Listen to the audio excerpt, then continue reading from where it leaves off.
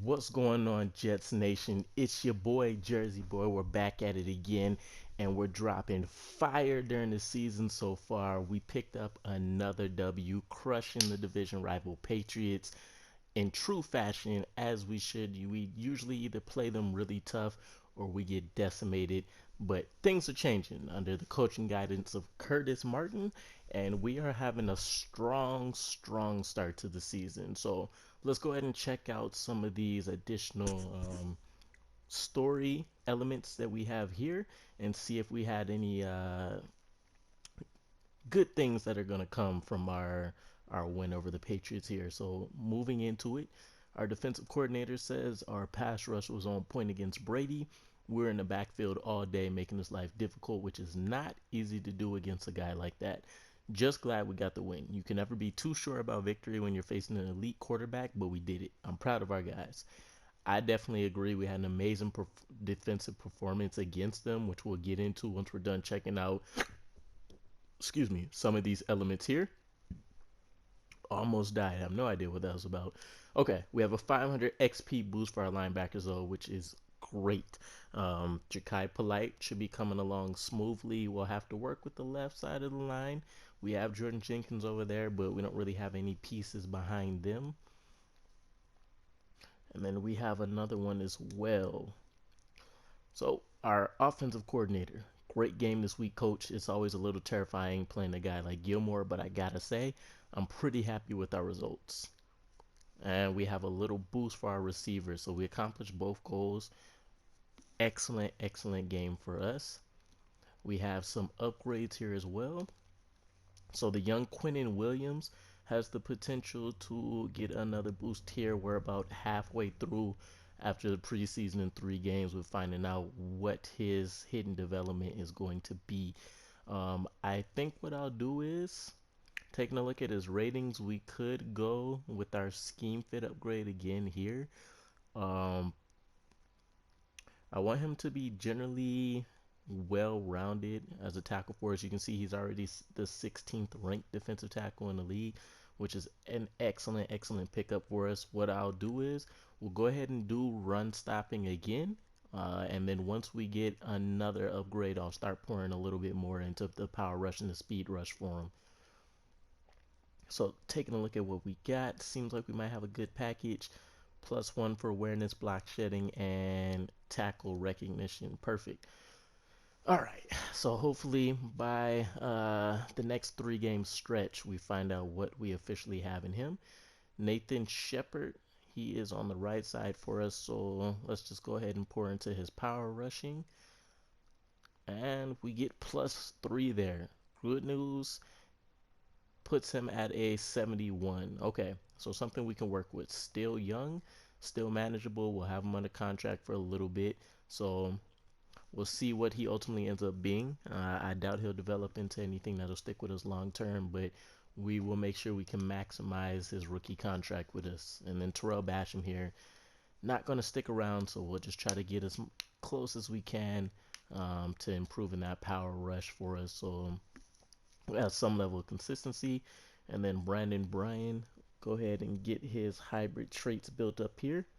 And he gets +2 awareness and man coverage. So it'll be a while before he's able to really contribute anything significant for us, but that's a-okay.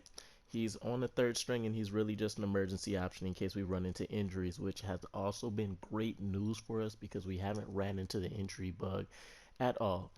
So let's go ahead and deep dive into what happened during the game. So we took the dub. As you can see, we came out hot, 17 points before halftime, and we limited the Patriots to a measly 3 points, whereas we kept applying the pressure, which it came late in the game, which is good news because that shows our ability to finish putting away our opponents.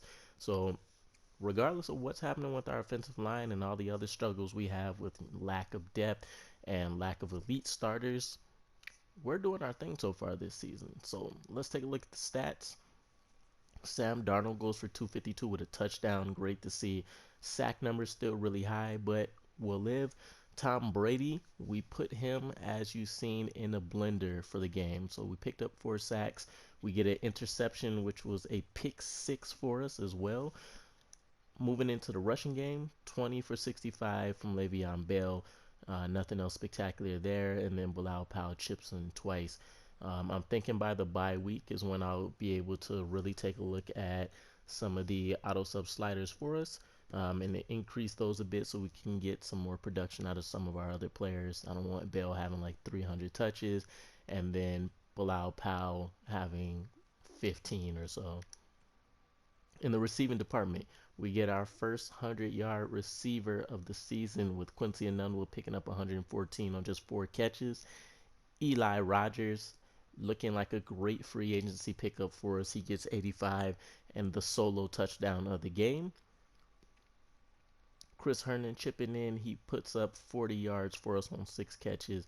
And then Le'Veon Bell, his least significant receiving contribution so far, which means they either did a really great job making sure they were covering who they need to cover in the short game, or we just weren't really able to target him and we were having more success elsewhere. We'll skip the blocking because we know how that's been. And then our top 3 for this game, I like to take a look at solo tackles generally because that means you're seeing kind of their true talents. Jamal Adams leading the way, CJ Mosley, Jordan Jenkins. Who's been in the backfield this game? CJ Mosley, of course, Quentin Williams doing some damage there. And then we have quite a few contributions from our front 7. Sacks. Jordan Jenkins picks up 3. I really wish that was his stat line last game when we were facing the Browns because he would have been able to increase his development trait, but that's a-okay. I will take them as they come. And the young Quentin Williams picks up another sack on the season as well. I believe bringing this total to 2 so far. Brian Poole gets the lone pick 6 for us of the game, but I will take it and have no complaints there. Forced fumble wise, we get 2 from Jamal Adams, so he's laying a hit stick on people, and then Quentin Williams also able to force a tackle on his end. So we've been doing excellent considering that the outlook and the prospects for the season in the beginning. So I am thoroughly happy right now. That means we have a much later draft pick, which means we'll have to work some magic potentially with our scouting and seeing who we can get there. But I want to go ahead and take a look at the Eagles, who will be facing after having a bye week rest, and then we'll actually be able to wrap the video up by taking a look at some of the incoming talent that'll be coming in, talking about the draft. So we'll get a better idea of the offensive line talent that we'll have. I don't plan on looking around elsewhere until I kind of knock out all the traits there. So we'll be facing Carson Wentz. Pretty solid stats across the board, not really one area of weakness that you can see. We did phenomenally against Tom Brady, so I'm not really concerned. Kind of mentioned it last video. I don't really have any projections for how the season's going to go anymore because watching how the sim has been operating our season, it's kind of flipped everything that I would normally expect on its head. So I did say any given season to start off, or any given Sunday, and that has proven to be true as we've ran off with 3 great wins to start off. So Curtis Martin has been doing a hell of a coaching job, and I'm sure they're picking up all that knowledge from that legend there. We'll be facing Jordan Howard. They traded in the preseason for Nyheim Hines, and then they have Miles Sanders there as well. So with these breakdowns as well, I'm kind of scouting for potential talent that I might look to trade for, depending on how the draft shakes out for us with positioning, who we're targeting, things like that. And just in general, good solid additions to the team. We need depth as well as elite talent. So people that are in a good range from like 26 to 28 potentially will be where I'm looking for elite talents. Whereas with the younger people, we'll be looking for those probably stashed and stuck on the depth chart and things like that, where we can put them into a better situation for playing time. Receiving department, we're dealing with Alshon Jeffrey, the speedy still, Deshaun Jackson as he's going into his 12th season. Nelson Aguilar, not the best of hands, so it's funny to see how high some of his catch traits and things like that are here. And then they have a young Arcega Whiteside. The young JJ actually wanted him during the draft that they're looking to develop behind. And then Mac Hollins, who's another potential speedy threat for them. We're dealing with potentially the best tight end in the game in Zach Ertz, and then they have a young, excelling tight end in Dallas Goedert there, and then Will Tye to round it out. So solid receiving department. Jason Peters still holding things down. They invested in Andre Dillard as the next man up to potentially take over when Jason Peters calls it a career. Isaac Sumalo, Jason Kell still holding it down in the middle. Brandon Brooks, Lane Johnson, potentially the best right tackle in the league. So they are no slouches in the front seven by any means. Excuse me, in the front five. The trenches are really solid for them. Front seven actually is really no different though. Derek Barnett, Vinny Curry there. We're looking at Brandon Graham. They have a young Josh Sweat they're looking to develop behind him. Fletcher Cox, potentially the best defensive tackle in the league. And you can see a trend here where they're having basically top five, top 10 players at their positions at quite a number of areas on the team. All right, so we have some potential weakness on the left side of their linebacking core. Zach Brown in the middle, a lack of depth there, and then Nigel Bradham on the right side. And then they have Avante Maddox, Sidney Jones, and Jalen Mills rounding out their top three. So between the linebacker core and basically their back seven is where we'll be looking to potentially take advantage. They have Rodney McLeod and Andrew Sendejo back there holding down the deep side of the field, and then Malcolm Jenkins patrolling in the front seven with the rest of the heavy hitters looking to make some moves. All right, so with that said, I do want to go ahead and move forward so we can take a look at what scouting we might run into and see how the rest of some of these rookies here are shaping out for us.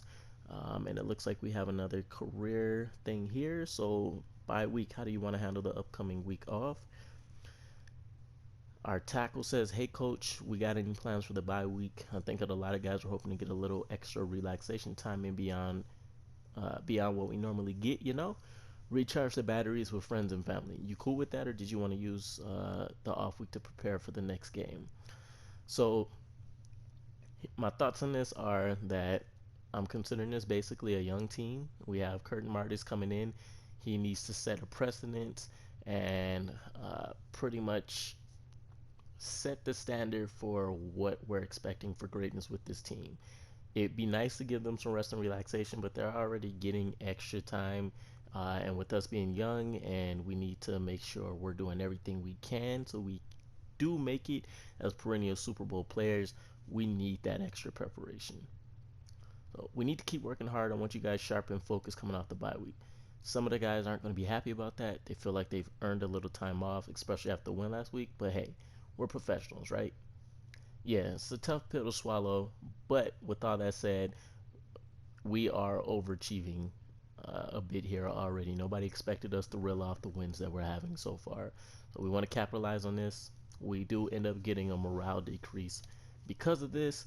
We'll see how that impacts us, but we do get a small XP boost there. They really kind of stiffed us with the XP though. The risk reward there was not that great. All right, so checking out some more of the tackle talent. I was saying, if you didn't catch the prior videos, that I'm basically going to scout the top 3 rounds across the board for all positions, and then I'll take a look at some of our depth pieces. All right, nothing for right tackle, so a shortage there off the top. Okay, and it's looking like we have some very intriguing players, which means we're going to have to definitely jockey around quite a bit for positioning and setting ourselves up to capitalize on some of these players. So everybody generally has a different concept for how they're scouting and doing this and that. With me, I try to keep it very simple. There's a lot of players that we're scouting. We're not going to get a lot of those players. Try to keep it simple. And when I'm making my board, I do track everybody, but I try to keep a smaller board in mind of the top 5 to 7 players that I want in each round. based on kind of where they're projected to go versus their true talent and the skill sets and all that kind of stuff. So I'm a big fan of Pete Carroll and kind of his approach to the team building along with Todd Bowles. A lot of it is looking for the type of player that you want in the system, and I'm talking about everything from the mentality to the physical build of that player. Next up, it's about the skill set, which is where I pull a little bit more from Pete Carroll, and we're looking for what they can do really well and not necessarily what they can't do. I can work with somebody that excels in one area and we round out the rest of the game, whereas I have somebody that's just kind of beating around the bush in a lot of areas. And I don't want to lose anything, so I need to scout one more person, and then we can see the rest of what we have here. Okay, so obviously right away, just based off the talent, I'm liking Gase Robertson here. I'm liking Michael Clayton. Left guard, definitely loving Stephen Covens here. Um, I'm looking for more of kind of run blocking skill sets. So Quinn Brackens does look intriguing for me here, especially since he can lead block as well. Although that's a skill that I feel like is better served at the center and then tackle positions. And then for our center, we have an potentially excellent one in Jack Barker here, who we can go ahead and let sit beside. Um, why am I drawing a blank? Cody Whitehair, and that actually can potentially make a allow us to make him expendable as well, depending on how he actually turns out in the draft. And then on the right side, it's not looking great so far. Um, which means the right tackle position probably isn't going to fare too much better. But hey, we'll deal with what we need to deal with, and no worries. Basically, I haven't really talked about this too much because I've just been kind of leaving it as I'm tackling these off screen. But I'm not actually playing any of these. I want to try to keep it as fair as possible because I don't believe the sim teams or the computer control teams are actually getting like gold or silver medals for those. So I'll just keep it standard across the board. And then let's go ahead and move into the next season. We'll see, excuse me, the next week. We'll see if we have any more of those career XP boosters, and we'll check out a little bit more scouting, and then we'll go ahead and call the video wrap. So we actually run into 3. We have another breakout player potential here. So this is from Eli Rogers, the receiver that we picked up in free agency, who's been pretty much on a roll for us the first 3 weeks. Last week was disappointing for all of us, but I wanted to thank you. You drew up a few plays for me, gave me a chance to stand out. I know I'm not what you consider a #1 receiver, but I really feel like I could be if I had the opportunity. So keep looking my way this week, coach. I feel like I'm primed for a big game against the Eagles, and I'm hoping he definitely gets it. So if we can get him to get 2 touchdowns or 100+ rushing receiving game, we'll achieve that. Chances are it's probably it's more likely he'll probably get the 100 yards rather than the 2 touchdowns. We're not really a juggernaut unit when it comes to touchdowns, but here's for hoping for the best. We have another breakout player potential. Defensive coordinator. So coach, the more tape I watch on Brian Poole, the more I think he's a superstar in the making. Did you see his touchdown last week? Referring to the pick 6. Keep an eye on him against the Eagles. If he continues to dominate, we might have something special back there in our secondary. Who knew, right? I actually do really like Brian Poole. Hold the Eagles to less than 150 passing yards, or we need to get Brian Poole 2 interceptions, forced fumbles, tackles for loss, and sacks. Still not quite sure what that means. If you guys have any input on that, feel free. But I would assume it's not 2 of each. That's very unrealistic, and it's 2 of any of that combination. So we'll see if we can get that for him. I doubt we'll hold the passing yards under 150, but I think he does have a decent chance to kind of rack up the stats there. And we have an X Factor situation. So our offensive coordinator, coach, I wanted to brief you about Fletcher Cox before our game this week. He brings a ton of power to the Philadelphia defense, and he has the strength to collapse the pocket against the run and the pass. How do you want to handle him? So again, we're going to stick to just trying to slow him down. We do have a really good center that matches up with him, but still we don't have the pieces to the left and right of him to kind of help support if something were to happen. Fletcher Cox is definitely going to get his. Cox is definitely on our radar. We're going to do whatever we can to slow him down. Don't forget, coach. We can take advantage of his aggressiveness with outside zone runs. We do that, and I really feel like we can score on the ground. So we need to win against the Eagles and make 1+ rushing touchdown from anybody on the team, which is definitely very manageable. So let's take a look at our scouting again. This time we'll move elsewhere. So we do need a backup quarterback, but I'm not going to worry about that just yet. We can focus on the running back position because yes, we have Le'Veon Bell. We have Bilal Powell, but basically everybody on our running back stable is aging. And Shaq Woody looks pretty good so far. Just want to see age-wise, and he's really young. So 21. Now, the way that I've seen things shape out between the offensive line core, depending on how free agency works for us, we might have to attack this pretty heavy and hard. So potentially we might lose out on a lot of these great players like Shaq Woody, but we'll see how things play out. A lot of positions tend to fall a lot lower, and I want to give you guys a look at what we're looking at.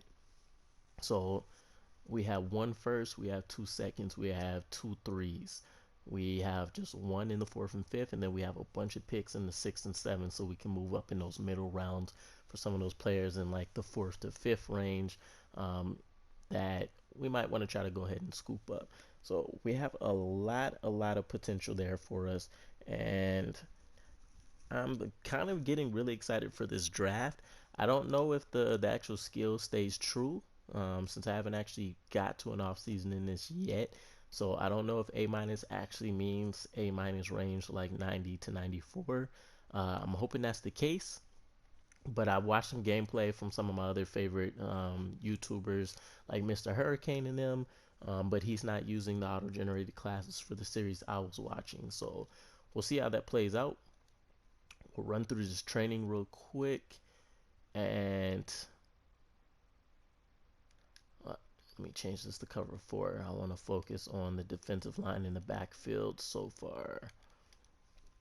But yeah, I'm hoping those stats stay true. That would be amazing if so, because that means we have a lot of excellent looking players.